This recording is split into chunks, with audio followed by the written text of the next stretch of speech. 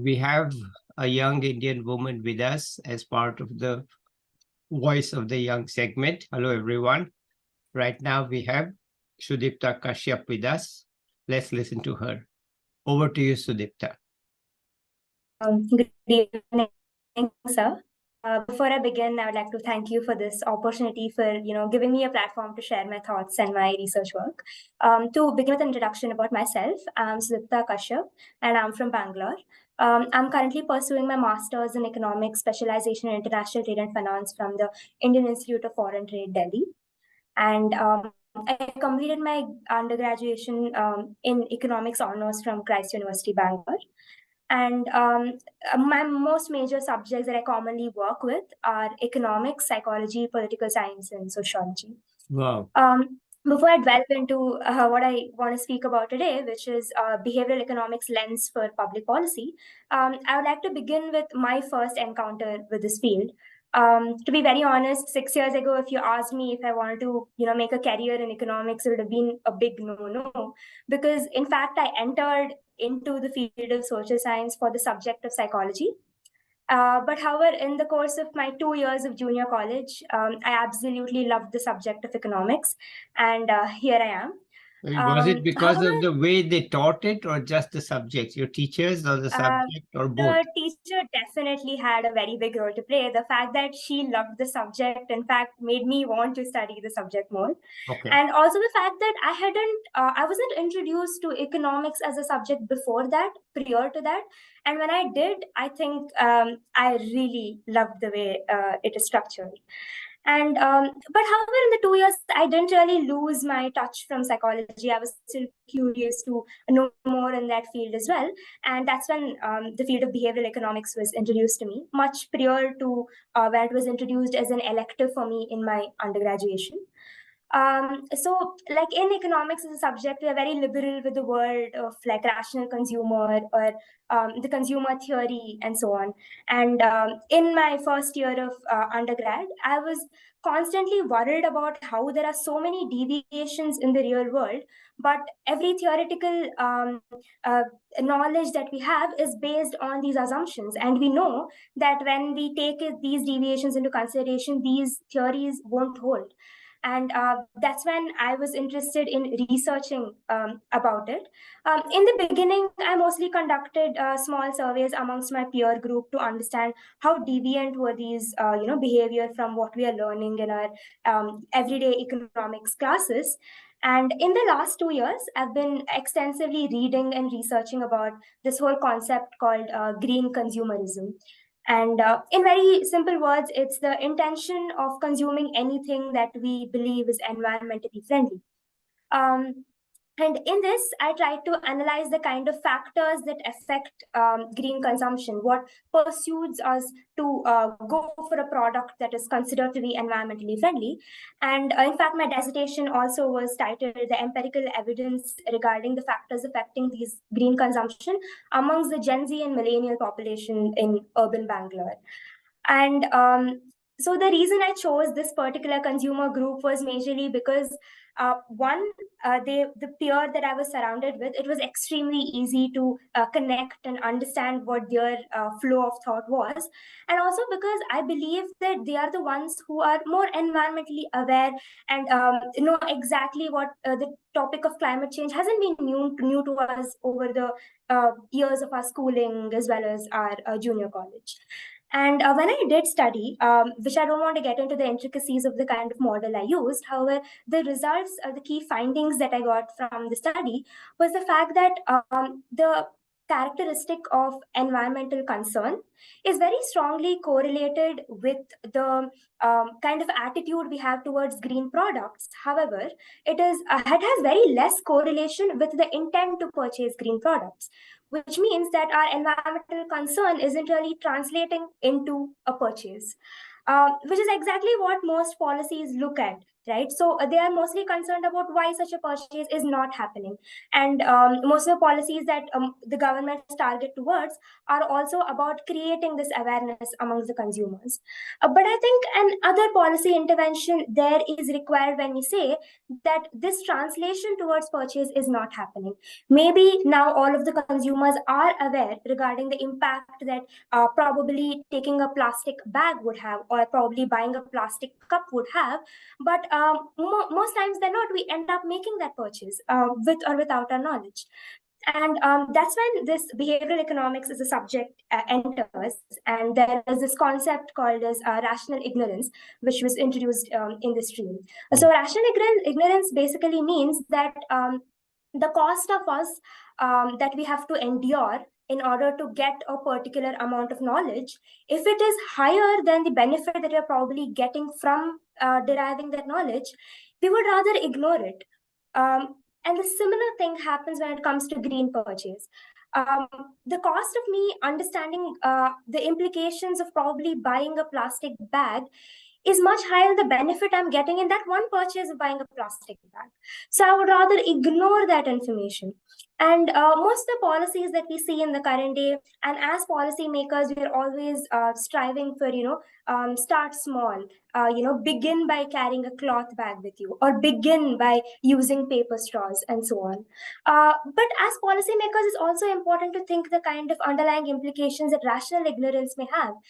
Maybe because of the play of rational ignorance, such policies end up not being as effective because of the fact that people are not really interested in looking at the implications of these green purchase and small ticket items. So when we speak about government policy, it must focus on big ticket items, such as, let's say, an air conditioner or refrigerator.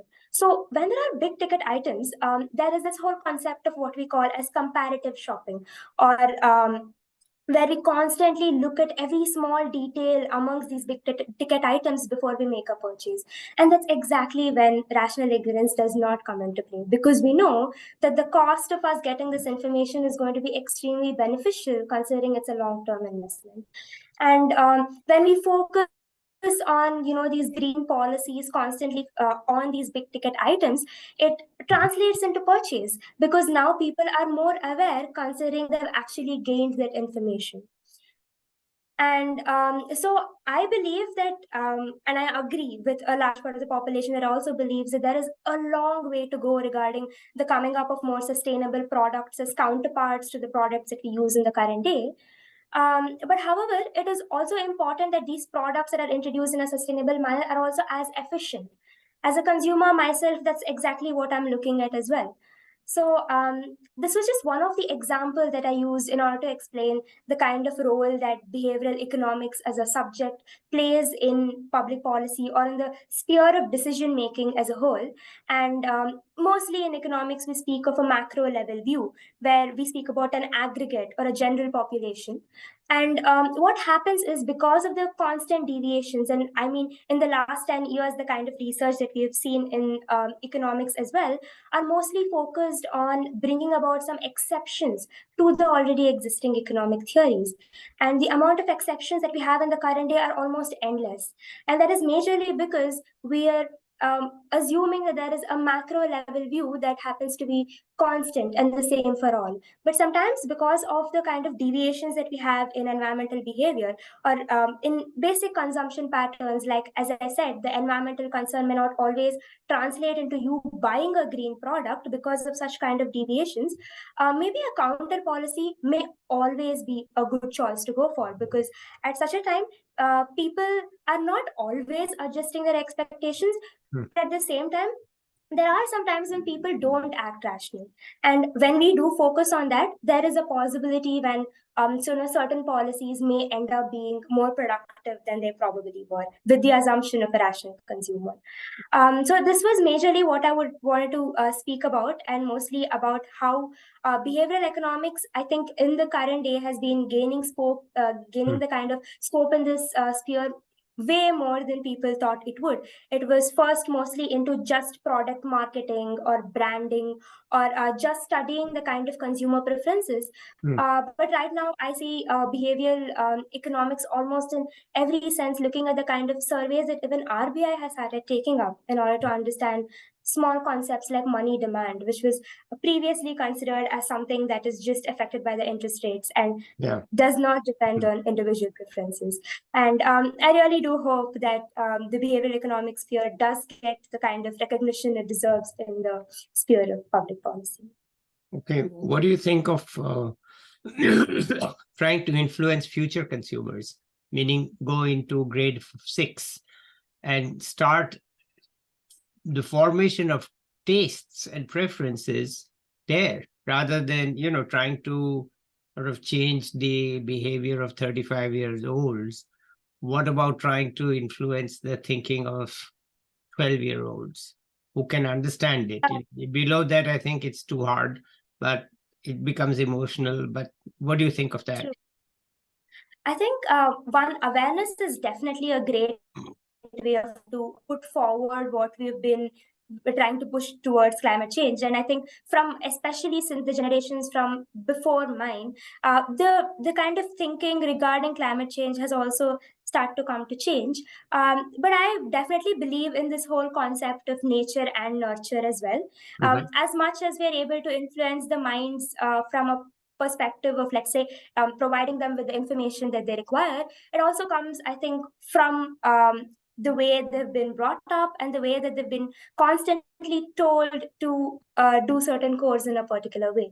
So as children, when it comes as a habit and comes as a nurturing environment, I think it all starts from there as well. So it is very wrong to assume that just trying to change the mindset of the millennial or the Gen Z population is going to change it all, because it must start from the beginning, because it's an environment that we're creating for them to change their minds as well. Okay, I love your passion.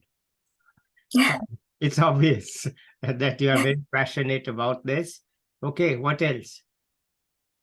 And I think even over the last month, I have also been, trying to research about this concept called hyperbolic discounting, which is a concept where do you choose to want a delayed gratification or an instant gratification?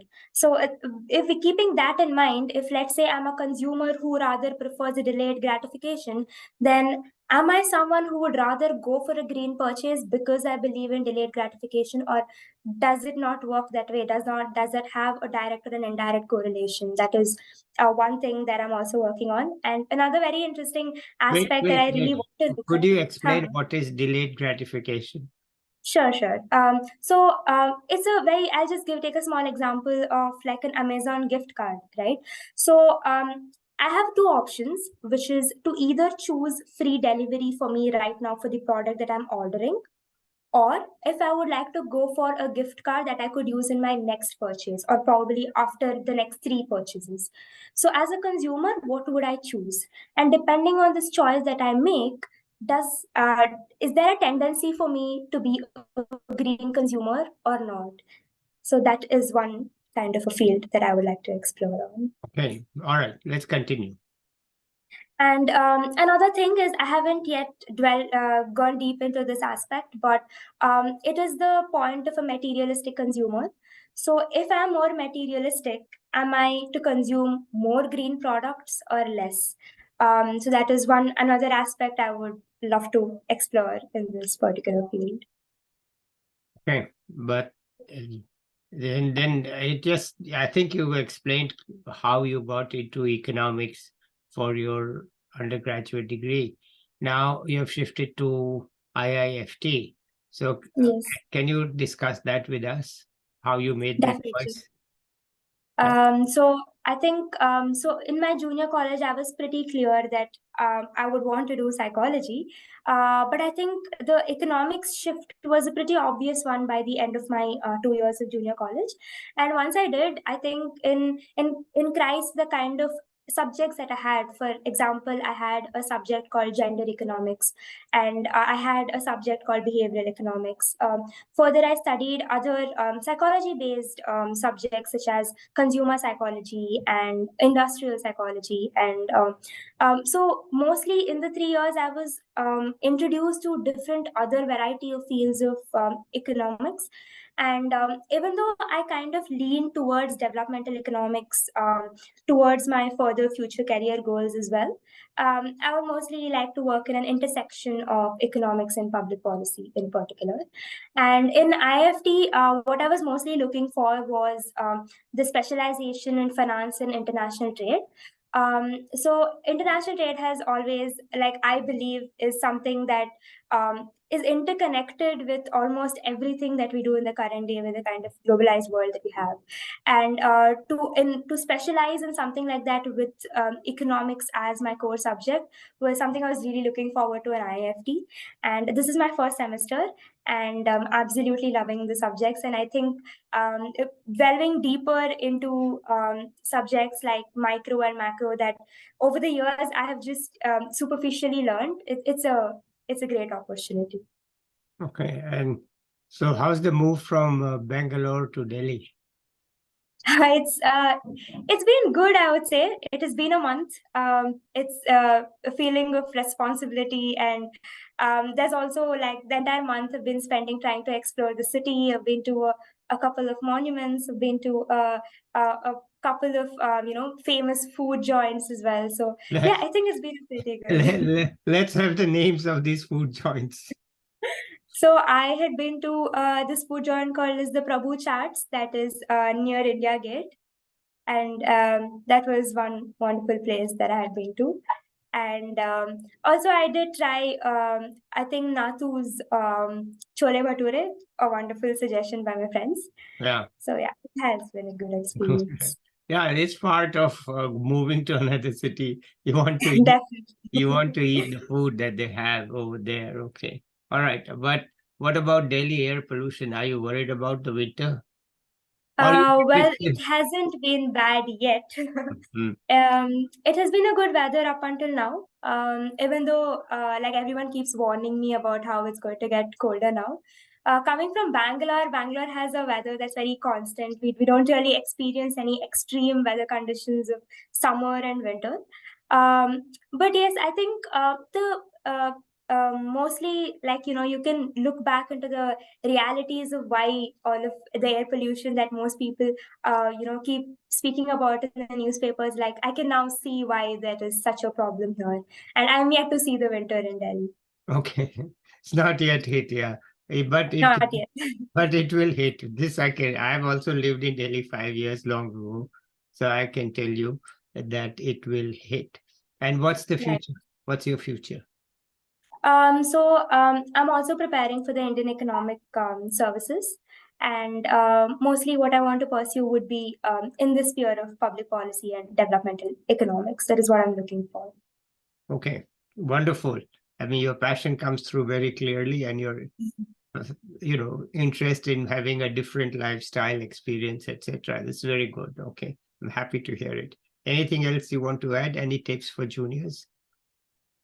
Well, I would just say, everybody, for whoever is pursuing economics, I mean, don't give up too soon, because there is too much to explore in this subject.